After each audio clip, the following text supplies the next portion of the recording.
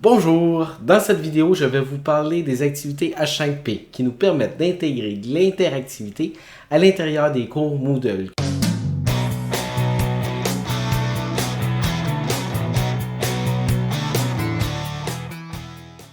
Voici le plan de cette vidéo. Je vais vous expliquer ce que veut dire H5P et à quoi ça sert. Ensuite, je vais aller dans le site web vous présenter quelques-unes des activités H5P qui existent. Finalement, nous irons dans Moodle. Je vous présenterai deux sortes de H5P qui sont très populaires dans Moodle, les vidéos interactives et les H5P Presentation. Alors, que signifie H5P et à quoi cela sert? Eh bien, H5P signifie HTML5 Package.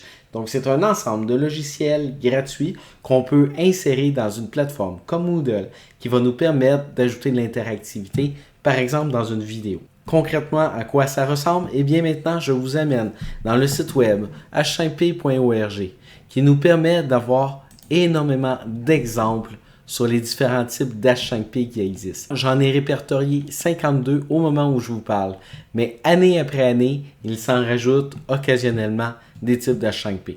Je vous en propose quelques-uns. Tout d'abord, Dictation. C'est un H5P qui permet de faire une dictée.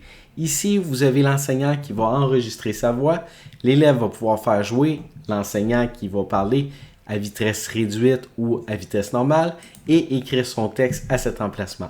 Et puis, en cliquant sur le bouton check, il va pouvoir se faire corriger. J'ai également la possibilité de prendre une image à 360 que vous pourriez prendre à partir d'un appareil mobile.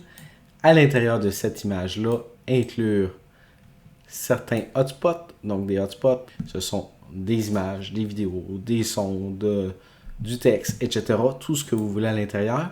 Vous pouvez également naviguer à l'intérieur. Il existe également un H5P de type Timeline, donc une ligne du temps.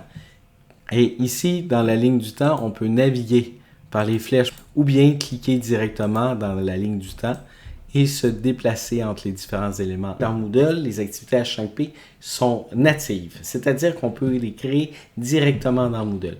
Ici, j'ai un cours dans lequel j'ai créé une présentation H5P et j'ai créé une vidéo interactive. Donc, si je clique sur la présentation H5P en tant qu'élève, l'élève va pouvoir faire son activité H5P, répondre à ses questions à l'intérieur de la présentation interactive et lorsque ça sera fait, remettre son travail.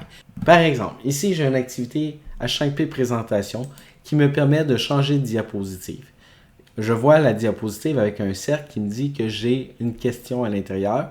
Donc, je réponds aux questions dans les meilleures de ma connaissance. Malheureusement, je n'aurai pas un bon résultat. Lorsque j'ai complété une série de questions, je peux changer de diapositive et j'ai plusieurs types de questions que je peux répondre. Cette fois-ci, je suis rendu à une question de type réponse courte. Lorsque vous avez terminé, vous pouvez vous rendre au sommaire pour consulter vos notes et vous voyez ici à chacune des diapositives le pointage définitif. Maintenant que je vous ai montré présentation H5P, je vous en montre un deuxième, celui de la vidéo interactive. Donc, si je clique sur vidéo interactive H5P, vous pouvez appuyer sur le bouton jouer. Ça va faire jouer la vidéo. On voit des éléments qui apparaissent, qu'on peut cliquer à l'intérieur de la vidéo pour donner les ingrédients d'une recette, par exemple. Et la vidéo se remet à jouer automatiquement du moment où vous fermez cet élément-là. Ici, j'ai une question qui apparaît également. Donc, quelle sorte de baie ice, si je mets que c'est une fraise, j'appuie sur le bouton check, parfait, je continue, et ça continue, donc ainsi de suite, jusqu'à temps que vous arriviez à la fin. Lorsque vous arrivez à la fin, on vous demandera de soumettre vos réponses, et c'est important de le faire, parce que si vous ne soumettez pas vos réponses, votre score ne se comptabilisera pas à l'intérieur de Moodle.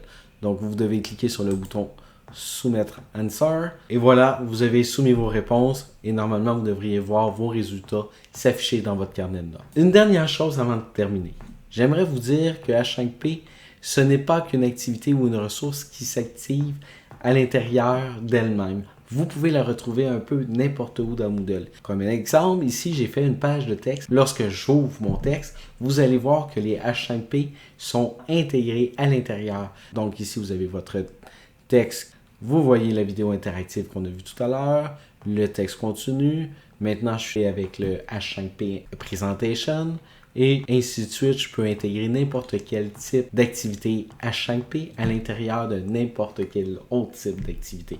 Maintenant, vous comprenez mieux à quoi sert H5P et comment l'utiliser. Alors, c'est ce qui complète ce tutoriel. Si vous avez aimé, n'hésitez pas à cliquer sur le pouce j'aime, à vous abonner et à activer les notifications. Merci et à bientôt.